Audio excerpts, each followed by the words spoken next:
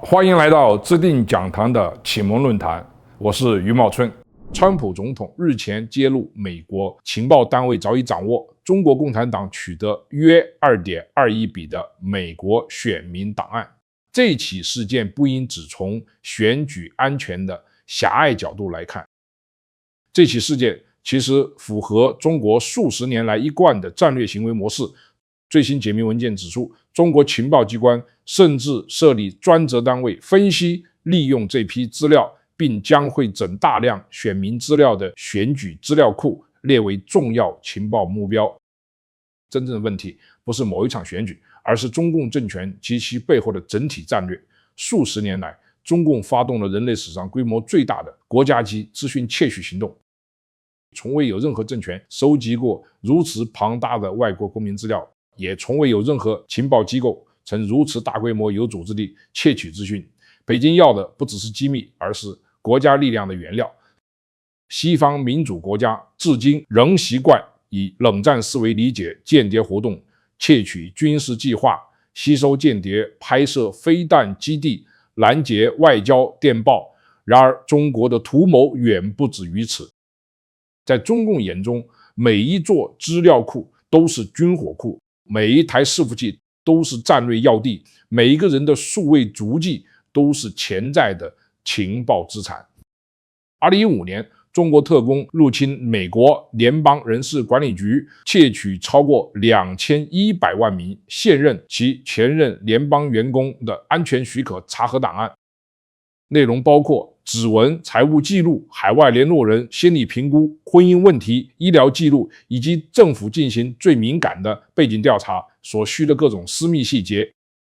情报专家立刻意识到后果，中国拿到的等同一本用来识别、吸收、勒索或追踪美国国安人员的操作手册。同年，美国第二大健康保险公司安森近8000万笔健康记录遭中国骇客窃取。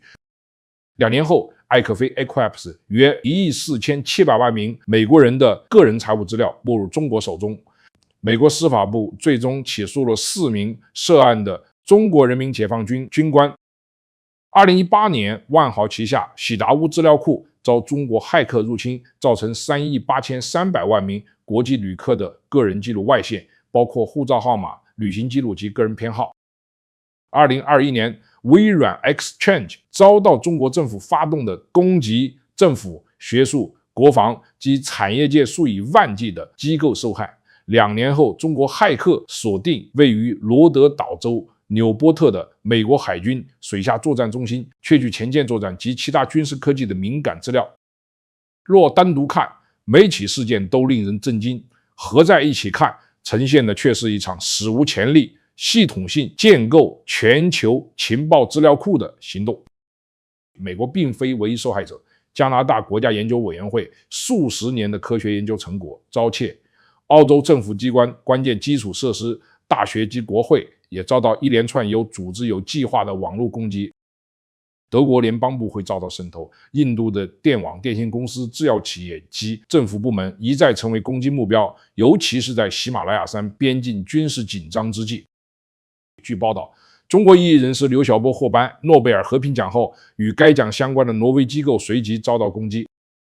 最令人震惊的案例或许发生在非洲，由中国新建并提供设备的非洲联盟总部，近5年里每晚都有资料被复制到上海的伺服器，直到整起行动遭揭露。数年的间谍活动主要服务于军事与意识形态竞争，中共则完全不区分军事、商业、政治、科技或个人情报。在习近平的军民融合战略下，任何地方收集到的资讯都能用在任何领域。今天由国家安全部窃取的资料库，明天可能用来协助国营企业，隔年送进解放军的人工智慧实验室，再过几年又变成政治渗透行动的素材。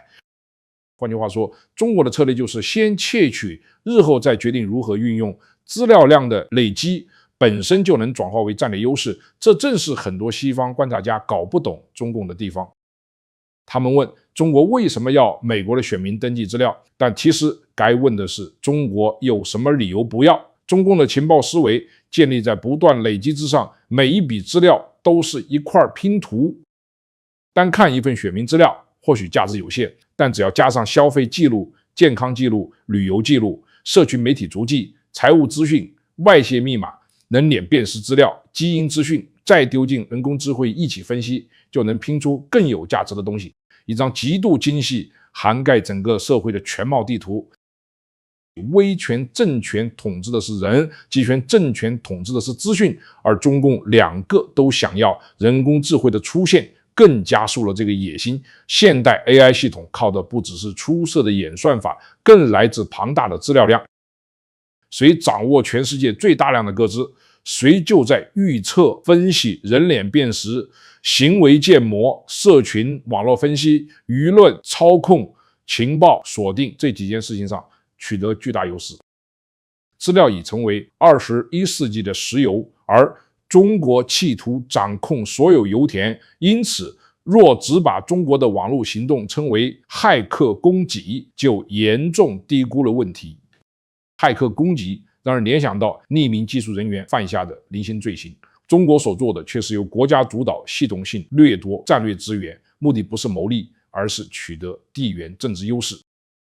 因此这次曝光的美国选民资料事件必须放在更大的战略脉络中理解。长期以来，民主国家总把中国每一次网络入侵视为孤立事件，这里是一家公司资料外泄，那里是一个政府系统遭到入侵，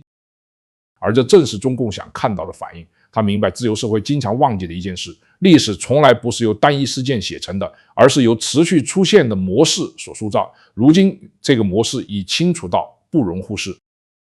中国窃取资料不是出于好奇，而是因为在数位时代，资讯已经变成最关键的战略资源。过去的世代争夺油田、钢铁厂与海上航道，本世纪最关键的战场将围绕资料库中展开。谁能掌握资讯，谁就能在情报、科技、商业、外交和战争上取得长久的优势。中共早在西方察觉前就看懂这一点，现在的问题是，美国终于意识到了吗？